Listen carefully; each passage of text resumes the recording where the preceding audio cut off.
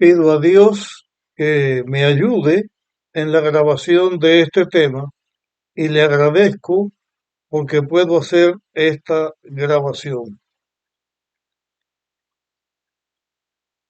Tiempo después, lo que hemos estado viendo en la Biblia acerca de Jacob en el tema anterior y de José, dice en el Génesis 48 que un tiempo después, y era ya al final de la vida de Jacob, era al final de los 17 años que le quedaba de vida a Jacob cuando llegó a Egipto.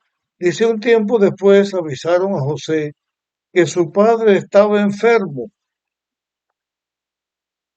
Entonces José fue a visitar a su padre enfermo y llevó a sus dos hijos, a Manasés y a Efraín. Le avisaron a Jacob que estaba José allí, que venía a verlo con sus hijos, y Jacob pidió que José pasara. Y entonces Jacob le dijo a José, el Dios Todopoderoso me apareció en luz en tierra de Canaán y me bendijo. Siguió diciéndole, me dijo, te haré crecer, te multiplicaré y pondré por estirpe de naciones y daré esta tierra a tus descendientes después de ti por herencia perpetua. Ahora, tus dos hijos, Efraín y Manasés, que te nacieron en Egipto, antes que yo viniese a Egipto, son míos. Serán míos como Rubén y como Simeón. Rubén y Simeón eran los dos primeros hijos que Jacob tuvo. En esta declaración le estaba diciendo Jacob a José que sus dos hijos, que Jacob mencionó, Efraín y Manasés, serán míos. Significa que las doce tribus sobre la cual se iba a formar o de las cuales se iba a formar el pueblo de Israel, uno de los hijos de Jacob, de los otros hijos de Jacob, no iban a estar formando parte de esta tribu, sino que estos dos hijos de José formarían parte de las 12 tribus. De esa manera, José tendría dos partes en cuanto a la herencia que Jacob estaba dejando a sus hijos. Dos partes significa que José sería dos tribus, Efraín y Manasés. Hay un texto aquí ahora que quiero mencionar, es el texto 6, Génesis 48:6. Los que has tenido después de ellos serán tuyos. Esta es la declaración de Jacob. Los que has tenido después de ellos serán tuyos y serán llamados por tu nombre o por el nombre de sus hermanos para recibir su herencia. Pero estos dos, Efraín y Manasés, serán de Jacob, se contarán como las 12 tribus de Jacob. Aquí este texto señala algo que no habíamos encontrado dicho en la Biblia hasta este momento. Porque cuando hablamos de las 70 personas que formó Jacob cuando vinieron o vino a Egipto, se señalaron a Manasés y a Efraín. Pero aquí Jacob está hablando de otra descendencia, de otros hijos que Jacob tenía, porque dijo, los que has tenido después de ellos serán tuyos Y esta es lo que tiene que ver con el discurso de Esteban, lo que ya les hablé en otro tema, que señala 75. Solo que quería mencionar este dato para corroborar la cuestión de Israel cuando llega a Egipto, 70 o 75. Ya esto lo explicamos en otro tema, pero aquí estamos señalando cómo en la Biblia, cuando uno va estudiando, va encontrando las cosas que la Biblia aclara también lo que ella dice.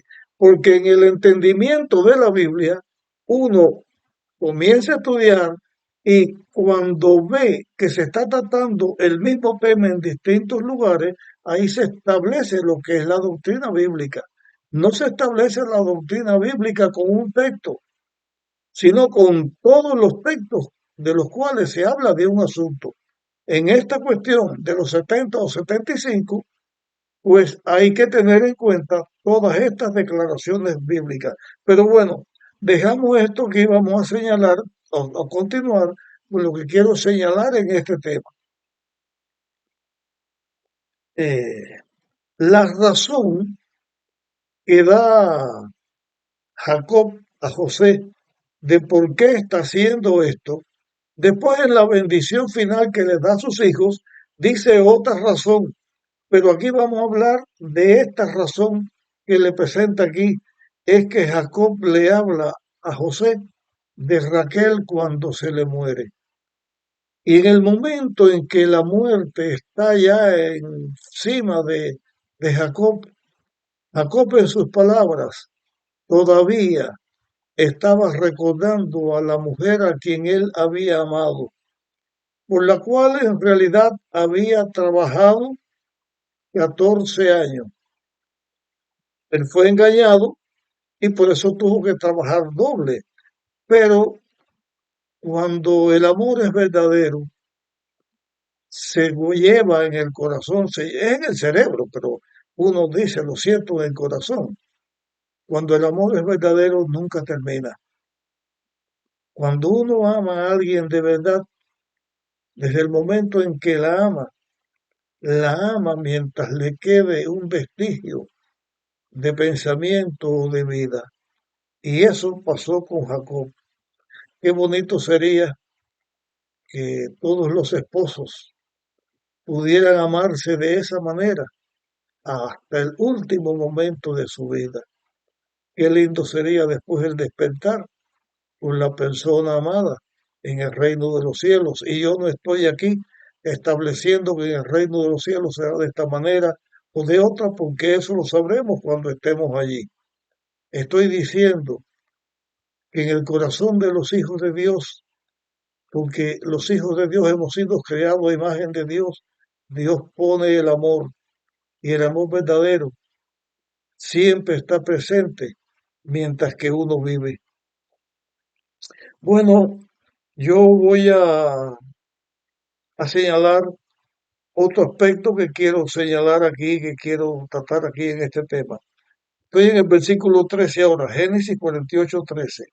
José puso a Efraín a su derecha y a la izquierda de Israel, y a Manasés a su mano izquierda y a la derecha de Israel, y los acercó de esa manera a Israel. O sea, los hijos de José iban a recibir, Manasés y Efraín, o Efraín y Manasés, la bendición de Jacob, la bendición de su padre, de su abuelo, que en este caso sería como su padre, porque él los ahijó como si fueran sus hijos. Entonces, dice la Biblia, entonces Israel extendió su mano derecha y la puso sobre la cabeza de Efraín, que era el menor, y su mano izquierda sobre la cabeza de Manasés, colocando adrede su mano así, aunque Manasés era el primogénito, o sea, Jacob cruza sus manos para dar su bendición, poniendo al menor como el mayor y al mayor como el menor. Y bendijo a José diciendo: el Dios cuya presencia anduvieron mis padres, Abraham e Isaac, el Dios que me mantiene desde que existo hasta hoy, el ángel que me libera de todo mal, aquí está diciendo ese ángel, que es Dios, bendiga a estos jóvenes y sean llamados por mi nombre y por el nombre de mis padres Abraham e Isaac, y multiplíquense en gran manera en la tierra. Y ahora notemos esta declaración bíblica. Cuando José vio que su padre ponía la mano derecha sobre la cabeza de Efraín, se disgustó y asió, o sea, agarró la mano de su padre para mudarla de sobre la cabeza de Efraín a la cabeza de Manasés. O sea, Jacob está haciendo esto. Aquí Efraín, aquí Manasés. Cuando José ve eso, se disgusta. Pensó, mi padre está equivocado, está haciendo al revés. Y le coge las manos para ponerla como él pensaba. Y como que regaña al padre. Y le dice, así no, padre mío, así no, estás equivocado. Yo añado la palabra estás equivocado, pero es lo que significa. Y dijo José a su padre, así no, padre mío, porque este es el primogénito. Pon tu mano sobre su cabeza.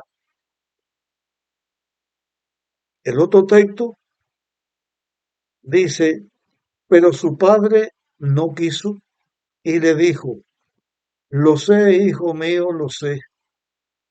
También él vendrá a ser un pueblo y será también grande, pero su hermano menor será más grande que él y sus descendientes serán multitud de naciones. O sea, José piensa que su padre está equivocado.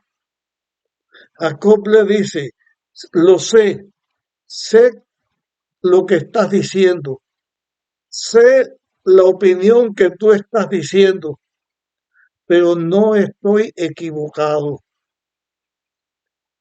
En este momento, Jacob está siendo usado por Dios y por el espíritu de profecía.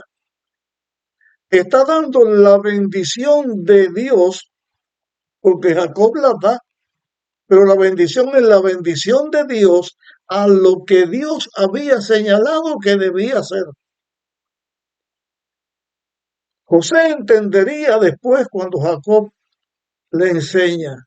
Jacob no estaba equivocado, estaba siguiendo la dirección del Espíritu de Dios que lo estaba guiando en esa bendición y era correcta.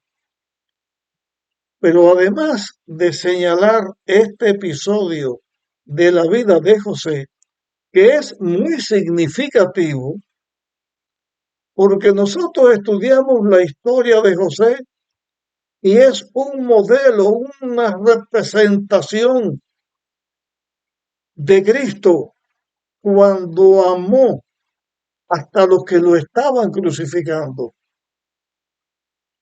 José no se le señala en la vida, en la Biblia, en la vida de él, no se señala ningún pecado. No significa que no haya cometido un error porque era un ser humano pecador, pero José es una persona que en el registro bíblico se presenta un registro inmaculado hasta este momento en que se disgusta. Si disgusta es que se enoja, es que algo le parece mal y se siente mal y entonces piensa que el equivocado no es él, sino el otro. En este caso el equivocado es el Padre, que estaba obrando bajo la dirección del Espíritu Santo. ¿Qué me habla a mí de esto? Miren, y comparto así este pensamiento mío. Yo tengo 82 años Ya sé lo que es ser viejo, aunque algunos dicen que fue la tarde que llegó y que la vejez no existe. Adornémoslo como querramos adornarlo. Cuando uno tiene 82 años, eso se llama vejez. La Biblia habla que los más fuertes llegan a los 80 y con todo es dolor y molestia. Aunque la vida del ser humano hoy sea un poco más, os los adelanto. 82 años es vejez y 80 también. Bueno, yo también tengo hijos. Mis hijos, a quienes yo guié por la vida, los llevaba de la mano. Ahora ellos son personas mayores. Y esto es algo natural.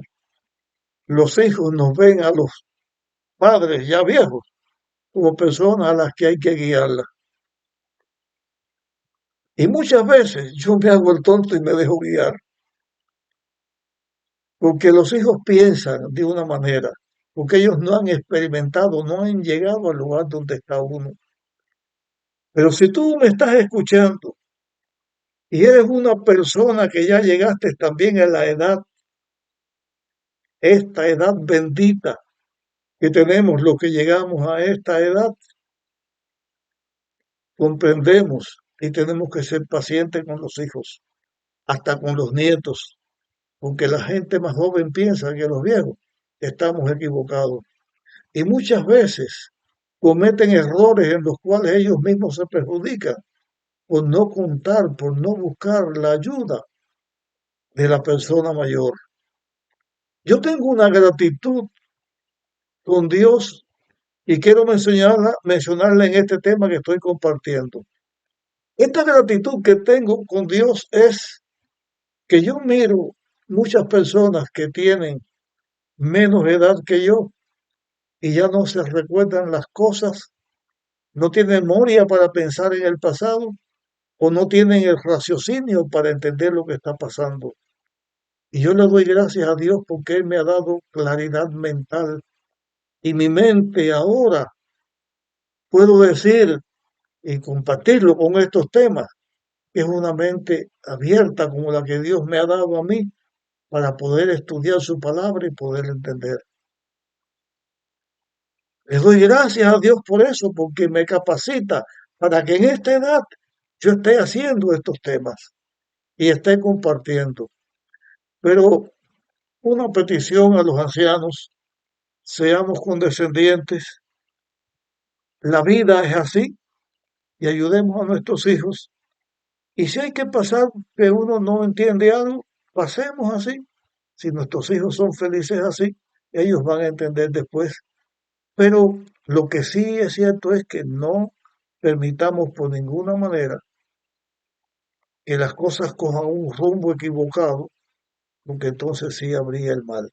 En el caso este de Jacob, Jacob hizo esto que yo estoy diciendo, le dijo, hijo mío, yo lo sé, yo sé que es como tú dices, pero Dios ha dispuesto que el menor sea el mayor y que el mayor sea el menor. Y así Jacob bendijo a José en sus dos hijos. Voy a leer los tres últimos textos de este capítulo. Aquel día el Señor los bendijo diciendo, aquel día Israel los bendijo diciendo, en vuestro nombre bendecirán los hijos de Israel y dirán, hágate Dios como Efraín y a Manasés. Y así puso a Efraín antes que Manasés. Y dijo Israel a José, yo me muero, pero Dios estará con vosotros y os hará volver a la tierra de vuestros padres. Te he dado a ti una parte más y a tus hermanos, las que tomé yo del amorreo con mi espada y con mi arco, porque en su batalla también Jacob tuvo victoria y en esa victoria él le da a José esta doble herencia de sus hijos. Creo que este es un capítulo de la Biblia, como toda la Biblia, bendecido, pero nos enseña tantas lecciones. Yo he mencionado aquí solamente algunas. Yo lo que deseo es que el Dios de Abraham, de Isaac y de Jacob, el Dios de José, también nos dé su bendición a nosotros y que sea Él nuestro Dios y tengamos esa bendición y enfrentemos nuestra vida que nos queda en este mundo bajo la bendición de Dios, que hará resplandecer su rostro sobre nosotros, nos mirará con misericordia y nos va a dar paz. Nos va a dar paz para la vida que nos resta en este mundo y seguridad de la salvación eterna. Así concluyo este tema y que esta bendición de Dios también pueda ser para ti. Y te pido que compartas este tema con otros para que también sean ayudados y bendecidos. Nos vemos en nuestra próxima ocasión.